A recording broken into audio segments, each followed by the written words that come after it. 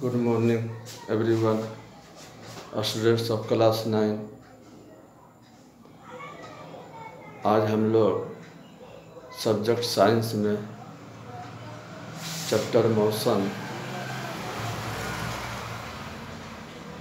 में भी हम लोग पढ़ेंगे टॉपिक्स यूनिफॉर्म सर्कुलर मोशन। अभी तक इसी चैप्टर में आप लोगों ने पढ़ा लाइनियर मोशन। अभी तक हम लोग जो स्टडी किए लाइनियर मोशन। लाइनियर मोशन क्या होता है? जब कोई object along a straight line move करता है तो उसके मोशन को लाइनियर मोशन कहते हैं। और अब हम पढ़ेंगे सर्कुलर मोशन। तो सर्कुलर मोशन, जब कोई ऑब्जेक्ट किसी सर्किल के सरकमफेरेंस पर मूव करेगा तो उसके मोशन को सर्कुलर मोशन कहेंगे। ऐसे आपको हम दिखाते हैं सर्कुलर मोशन। देखिए एक थ्रेड है, थ्रेड से कुछ हल्का लोड बांध दिए हैं, इसमें टाइट कर दिए हैं छोर पर। अब इसको हम ये घुमाते हैं। देखिए क्या है ये। इसके थ्रेड के टिप पर बंधा हुआ लोड कैसे घूम रहा है। जो टिप पर लोड बंधा हुआ है उसका मोशन को ऑब्जर्व कीजिए। एक सर्किल बनाएगा उसका टिप, सर्किल के सरकमफेरेंस पर वह घूम रहा है। और यह घूम रहा है तो इसको घूमने के लिए बल कहाँ से मिल रहा है? तो यहाँ से उंगली से बल लगा रहे हैं तो यह घूम रहा है। इसमें और भी ऑब्जर्व करो। यह देखिए इसका स्पीड कुछ बदल गया। यह देखिए बढ़ गया और बढ़ गया। देखो कितना बढ़ गया, बहुत बढ़ गया। देखो कम गया, कुछ कम गया, और कम गया, और कम गया, और कम गया, और कम गया। अब भी जाएगा। देखो तेज हो गया। ठीक है, आप समझ रहे हैं यूनिफॉर्म सर्कुलर मोशन। तो जब कोई ऑब्जेक्ट किसी सर्किल के सरकमफेरेंस पर मूव करता है तो उसके गति को, मोशन को हम सर्कुलर मोशन कहते हैं। अब इसमें हमको समझना है uniform circular motion. Uniform circular motion समझना है। ठीक है, तो यूनिफॉर्म सर्कुलर मोशन हम कब कहेंगे? जब इसके टिप पर, थ्रेड के टिप पर जो बंधा हुआ टाइट है ये लोड, वो एक समान गति करेगा। देखिए इसमें आपको लगेगा एक समान, इसमें चेंज नहीं हो रहा है, एक जैसा लगेगा गति कर रहा है, सेम मोशन एक समान है। तो इसको मोशन को, इस मोशन को हम कहेंगे यूनिफॉर्म सर्कुलर मोशन। अगर मोशन चेंज करता हो, देखिए यह चेंज कर रहा है, यह चेंज कर रहा है। देखिए स्लो हो गया, देखो तेज हो गया, फास्ट हो गया, स्लो हो गया। देखिए अब स्लो हो गया तो यूनिफॉर्म नहीं हुआ, ये चेंजिंग है। चेंजिंग मोशन को हम यूनिफॉर्म नहीं कहेंगे, लेकिन एक जैसा घूमेगा। देखिए यहाँ पर यूनिफॉर्म मोशन है। ठीक है, तो आप समझ गए। ठीक है, आप समझ गए। ठीक, तो यूनिफॉर्म सर्कुलर मोशन हमको समझना है। यूनिफॉर्म सर्कुलर मोशन किसको कहते हैं? तो आप जो देखे एग्जाम्पल, अभी उसके आधार पर डिफाइन कर सकते हो। The motion of an object is said to be uniform circular motion. The motion of an object is said to be uniform circular motion if it is moving on the circumference of a circle with constant speed. किसी object के वृत्तीय गति को हम, या सिर्फ motion को uniform circular motion कहेंगे अगर वह ऑब्जेक्ट किसी सर्किल के सरकमफेरेंस पर कांस्टेंट स्पीड, कांस्टेंट समझते हो जो चेंज नहीं होता है, विदाउट चेंजिंग, है ना, कांस्टेंट स्पीड से घूम रहा हो, गति कर रहा हो, मोशन में हो, तो उसके मोशन को हम यूनिफॉर्म सर्कुलर मोशन कहेंगे। अगर कांस्टेंट स्पीड से घूम नहीं रहा हो, मूव नहीं कर रहा, not moving in with constant speed, तो उसके मोशन को हम नॉन यूनिफॉर्म सर्कुलर मोशन कहेंगे। जैसा कि अभी आपको हम दिखाए थे थ्रेड में, कभी फास्ट कभी स्लो, तो वो नॉन यूनिफॉर्म होगा। लेकिन एक जैसा जब मूव करते रहेगा, गति करते रहेगा, तो उसकी गति को हम क्या कहेंगे, यूनिफॉर्म सर्कुलर मोशन। तो परहैप्स आप सब समझ गए होंगे यूनिफॉर्म सर्कुलर मोशन। इसमें यूनिफॉर्म सर्कुलर मोशन में हम लिखे हैं note that in uniform circular motion magnitude of velocity, magnitude of velocity that is speed, velocity के सिर्फ मैग्नीट्यूड को हम स्पीड कहते हैं, और स्पीड में हम डायरेक्शन कनेक्ट कर देते हैं तो उसको वेलोसिटी कहते हैं। तो मैग्नीट्यूड ऑफ वेलोसिटी या स्पीड समथिंग होता है, remains constant in uniform circular motion, magnitude of velocity that is speed remain constant, but motion that is velocity is said to be accelerated. अब देखिए यहाँ एक्सेलरेटेड का बात हो गया, यहाँ तो यूनिफॉर्म है, मोशन कैसा है यूनिफॉर्म, तो आप लोग तो पढ़े हैं यूनिफॉर्म मोशन में स्पीड चेंज होता नहीं है, सेम रहता है। तो फिर भी यहाँ इसको हम एक्सेलरेटेड कहते हैं। In uniform circular motion, motion of the object is said to be accelerated. अब क्यों एक्सेलरेटेड कहते हैं, तो because the direction of the moving object changes continuously at every point of the circular path, every point of the circular path, ठीक है। Circular path के प्रत्येक point पर ऑब्जेक्ट का डायरेक्शन चेंज कर जाता है। तो due to change in direction of motion, velocity of object, इसका मोशन एक्सेलरेटेड होता है, ठीक है। अब देखिए इसी बात को हम कैसे डायरेक्शन चेंज होता है, इसी को हम समझाए हैं यहाँ पर। देखिए फिगर में, here is a rectangle, rectangle है या क्वाड्रिलेटरल कह सकते हो, 4 sides, A polygon consist of 4 side. तो अगर कोई ऑब्जेक्ट यहाँ स्टार्ट करता है, यहाँ से स्टार्ट करता है चलना, या यहाँ से स्टार्ट किया चलना, तो क्या करेगा, यहाँ तक ये आएगा, फिर ये डायरेक्शन चेंज कर जाएगा, ये पर एक बार चेंज किया, फिर यहाँ तक स्ट्रेट चलेगा, फिर बी पर उसका डायरेक्शन चेंज कर दिया, बी से सी तक स्ट्रेट रहेगा, फिर सी से डायरेक्शन चेंज कर दिया इधर, फिर यहाँ डी तक स्ट्रेट मूव करेगा, फिर यहाँ डायरेक्शन। तो एक वन रोटेशन में 4 टाइम्स डायरेक्शन चेंज करेगा। सर्कमफेरेंस या पेरीमीटर ऑफ पॉलीगॉन अगर हम सेम रखते हुए उसमें अगर हम साइड बढ़ाएंगे तो साइड धीरे धीरे धीरे धीरे छोटा होते जाएगा। देखिए ये क्वाड्रिलेटरल था, अब इसको हम कर दिए हेक्सागोन। हेक्सागोन समझते हो, जिसमें पॉलीगॉन कंसिस्ट ऑफ 6 साइड्स, तो 6 साइड्स है।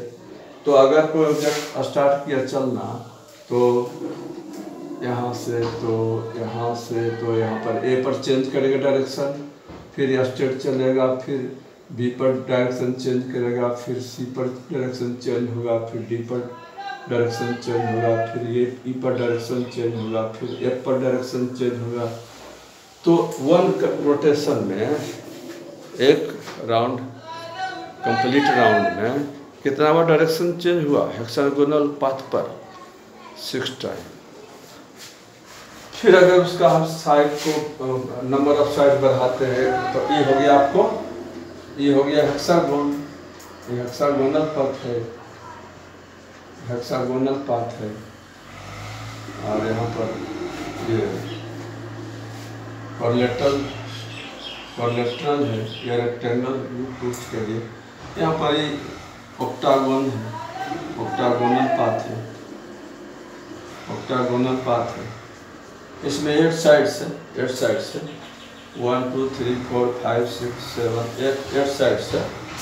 तो अगर इसमें गतिमान कोई करता है इसके बाउंड्री पर, तो एक बार यहाँ ए पर डायरेक्शन चेंज होगा, फिर बी पर डायरेक्शन चेंज होगा, फिर सी पर डायरेक्शन चेंज होगा, डी पर होगा, ई पर होगा, एफ पर होगा, जी पर होगा, एच पर होगा। तो कितना बार डायरेक्शन चेंज करेगा? 8 टाइम्स। अगर इसी तरह से साइड छोटा से छोटा होते जाएगा तो क्या हो जाएगा? एक सर्किल हो जाएगा और उसका साइड धीरे धीरे छोटा होता चला जाएगा। अगर हम पेरीमीटर को सेम रखते हैं और नंबर ऑफ साइड बढ़ाते जाएंगे तो वह साइड धीरे धीरे क्या होगा? छोटा होते जाएगा। छोटा होते होते इतना छोटा हो जाएगा कि वह एक पॉइंट के जैसा हो जाएगा और वह तब क्या हो जाएगा? एक सर्किल में चेंज कर जाएगा। क्या होगा? एक सर्किल बन जाएगा, सर्किल चेंज, सर्किल बन गया। अब यहाँ एक सर्किल बन गया। तब सर्किल क्या होता है आप जानते हो? Circle is a set of countless point. इसमें अनंत बिंदु होता है, अनगिनत बिंदु होता है। Indefinite, unlimited. A circle consists of unlimited part. A अनगिनत पॉइंट का ही सेट होता है। फिर अनलिमिटेड, सेवरल पॉइंट, बहुत सारे पॉइंट जिसको आप काउंट भी नहीं कर सकते। तो सर्किल होता है काउंटलेस पॉइंट का सेट। तो जब इस पर कोई ऑब्जेक्ट मूव करेगा तो इस पर हर पॉइंट पर उसका डायरेक्शन चेंज कर जाएगा, हर पॉइंट पर डायरेक्शन चेंज कर जाएगा। समझे? हर पॉइंट पर ऑब्जेक्ट का डायरेक्शन चेंज कर जाएगा, हर पॉइंट पर डायरेक्शन क्या होगा? चेंज कर जाएगा। ठीक है। तो जब कोई ऑब्जेक्ट सर्कुलर पाथ पर मूव करता है, सर्किल के सर्कमफेरेंस पर मूव करता है, तो उसका डायरेक्शन हमेशा चेंज करते रहता है, लगातार कंटिन्यूसली चेंज करता है। और due to continuous change in direction उसका मोशन एक्सेलरेटेड होता है। और एक्सेलरेशन का प्रोडक्शन भी नेसेसरी है, तभी ही वह सर्कुलर पाथ पर घूम पाएगा, अदरवाइज उसका पाथ स्ट्रेट लाइन हो जाएगा। किसी ऑब्जेक्ट को सर्कुलर पाथ पर मूव करने के लिए एक बल लगता है, एक फोर्स लगना जरूरी है, और वह फोर्स तभी लगेगा जब वह एक्सेलरेटेड होगा।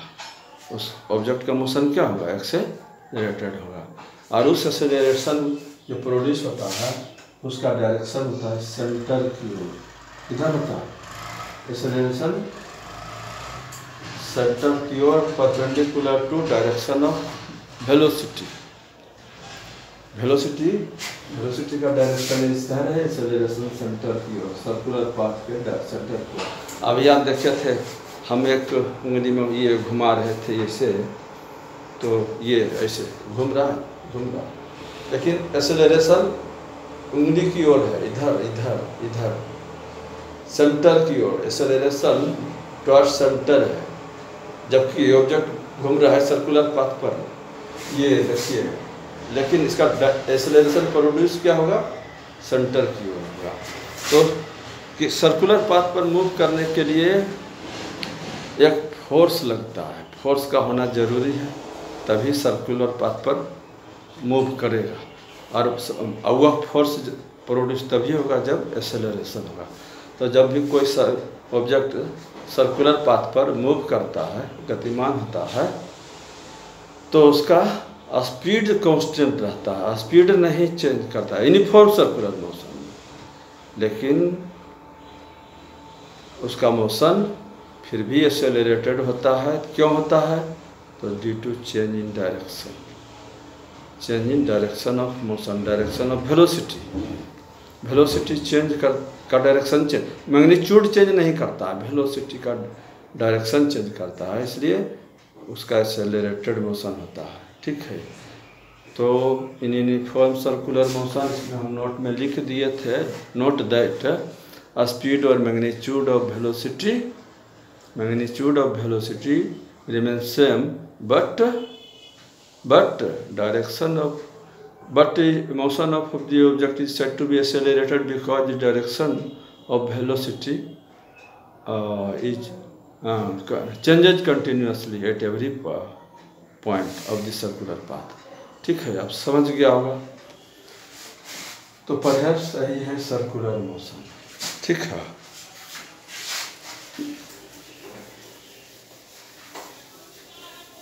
कोई भी ऑब्जेक्ट को सर्कुलर पाथ पर गतिमान रहने के लिए, मोशन में रहने के लिए एक्सेलरेशन नेसेसरी है। और एक्सेलरेशन क्यों नेसेसरी है? तो फोर्स के लिए, फोर्स वहीं लगेगा जहाँ एक्सेलरेशन होगा। ठीक है, चांद, moon moves around the earth, वहाँ भी फोर्स लगता है। कौन लगाता है? अर्थ लगाता है मून पर। ठीक है, अर्थ मूव्स अराउंड द सन, तो वहाँ फोर्स कौन लगाता है? सन लगाता है अर्थ पर। तो इसका घूमने के लिए पथ कैसा है? सर्कुलर है, तो सर्कुलर पाथ पर घूमने के लिए एक्सेलरेशन प्रोडक्शन नेसेसरी है, तभी सर्कुलर पाथ पर घूम पाएगा, मोशन कर पाएगा। ठीक है, इसके बारे में आप विशेष जानकारी हायर क्लास में मिलेगा। ठीक है, तो अब हम एक फॉर्मूला सीख लेते हैं, वही अंतिम है कि जब कोई ऑब्जेक्ट सर्कुलर पाथ पर गतिमान हो, मोशन में हो, तो उसका स्पीड हम कैसे निकालेंगे? बहुत इजी है। अब देखिए, मान लेते हैं कि यह सर्कुलर पाथ है, an object is moving on a circular path.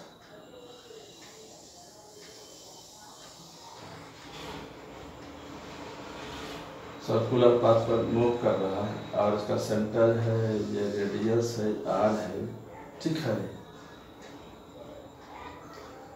अगर कोई ऑब्जेक्ट यहाँ से स्टार्ट किया है, ए पॉइंट से आई, घूमते हुए एक बार यहाँ आ गया, फिर यहाँ पर आ गया, मूव कर देते, एक चक्कर मार दिया सर्किल के सर्कमफेरेंस पर, वन रोटेशन, वन राउंड मार दिया, लगा दिया। तो एक राउंड लगाने में मान लेते हैं कि कितना समय लगता है? टी, जिसको हम टाइम पीरियड भी कहते हैं। आप छोटे क्लास में फ्रीक्वेंसी पढ़े होगा, टाइम पीरियड। टाइम पीरियड क्या है?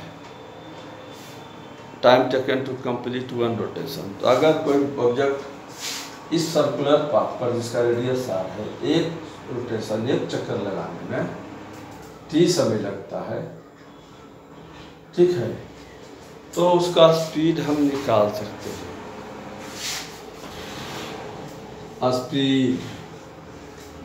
Speed of moving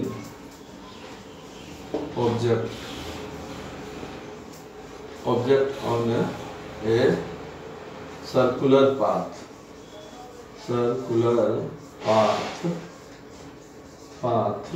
of radius R. अगर किसी सर्कुलर पाथ का रेडियस आर है और उस पर कोई ऑब्जेक्ट मूव कर रहा है, तो उसका स्पीड क्या होगा? स्पीड हो जाएगा, क्या हो जाएगा? ये speed is equal to distance का वैल्यू कितना है? Distance distance by time, distance by time. तो डिस्टेंस कितना हो गया, डिस्टेंस हो गया 2 pi are, 2 pi r. Circumference distance के बराबर क्या हो गया, डिस्टेंस हो गया पर सरकमफेरेंस ऑफ सर्किल, सरकमफेरेंस हो गया डिस्टेंस। और सरकमफेरेंस का फॉर्मूला आप जानते हैं 2 पाई आर, 2 पाई आर। तो distance speed equal to distance by time, तो डिस्टेंस इक्वल टू एक चक्कर मारेगा इससे, तो सरकमफेरेंस कितना पाई आर, तो डिस्टेंस कितना हो गया 2 पाई आर। टाइम कितना लगा, एक चक्कर मारने में, 1 रोटेशन लगाने में कितना टाइम लगा, t लगा। तो स्पीड मिल गया मेरा distance by time 2 pi R by t। यही फॉर्मूला है स्पीड निकालने का, स्पीड का।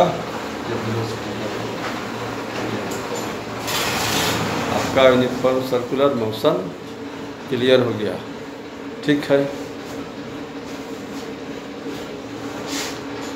अब नेक्स्ट हम आपका नेक्स्ट वीडियो में न्यूमेरिकल सिखाएंगे। अभी आपका इसे थ्योरेटिकल एक्सप्लेनेशन जो भी है इस चैप्टर में कंप्लीट हो गया।